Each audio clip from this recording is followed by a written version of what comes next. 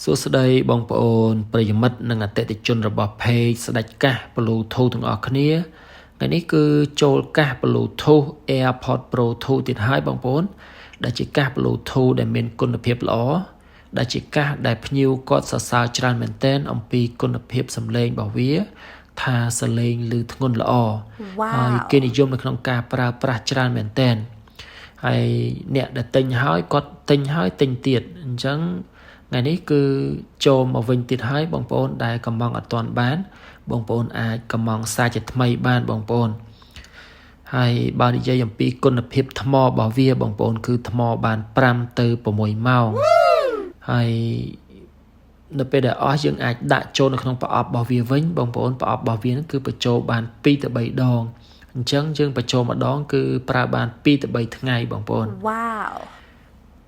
សម្រាប់ពេលវេលាដែលយើងប្រើនឹងធម្មតាយើងអាចប្រើពីម៉ោង7 8ព្រឹកបានដល់ម៉ោង3ម៉ោង4ល្ងាចបងប្អូនគឺយូរល្អគួរសមហើយសម្រាប់កាស Bluetooth នេះគឺយើងមានថែមជាស្រោមបងប្អូនស្រោមកាសមានច្រើនពណ៌បងប្អូនអាចធ្វើការជ្រើសរើសបានហើយជាស្រោមដែលទន់ក្រាស់ល្អបងប្អូនគឺគុណភាពល្អប្រសើរខ្សែស្វិតខ្លាំងហើយមុខងាររបស់កាសហ្នឹងគឺមានមុខងារ pop up ដែលយើងអាចបើក Bluetooth ហើយយើងបើកគម្របកាសគឺវាលោត pop up នៅលើអេក្រង់ទូរស័ព្ទ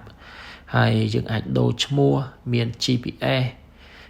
មាន wireless charge បងប្អូនគឺមុខងារគឺអេមែនតែន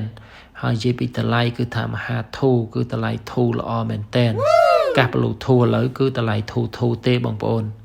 ហើយសម្រាប់រូបរាងរបស់វាការ design គឺដូចទៅនឹងកាស original បងប្អូនមានជាអក្សរនៅលើកាសនេះបងប្អូនមានជាអក្សរនៅលើកាសហើយនៅក្នុងកាសហើយពីខ្នងក៏មានដែរបងប្អូនពីខ្នងមានប៊ូតុងសម្រាប់ចុច restart នៅពេលដែលវាភ្ជាប់អត់ជាប់វាមានបញ្ហាអីបងប្អូនបើកគម្របទៅហើយចុចប៊ូតុងខាងក្រោយមកស្បកទៅបងប្អូនដើម្បី restart សារជាថ្មីហើយនឹងហើយបើសិនជាបងប្អូនដែលចង់បានកាស Bluetooth ដែលមានតម្លៃធូរថ្លៃហើយគុណភាពល្អសលេងឮបុកបាសបានខ្លាំងភ្ញៀវគាត់និយមនៅក្នុងការប្រើប្រាស់ហើយថ្មកាន់និយាយទូរស័ព្ទបានគឺបងប្អូនអាចធ្វើការតាក់ទងមកខ្ញុំបានបងប្អូនគឺតម្លៃធូរល្អអញ្ចឹងនឹងហើយវីដេអូនេះមានតែប៉ុណ្្នឹងទេបងប្អូនអរគុណបងប្អូនទាំងអស់គ្នាដែលចំណាយពេលវេលាទស្សនាវីដេអូរបស់ខ្ញុំអរគុណ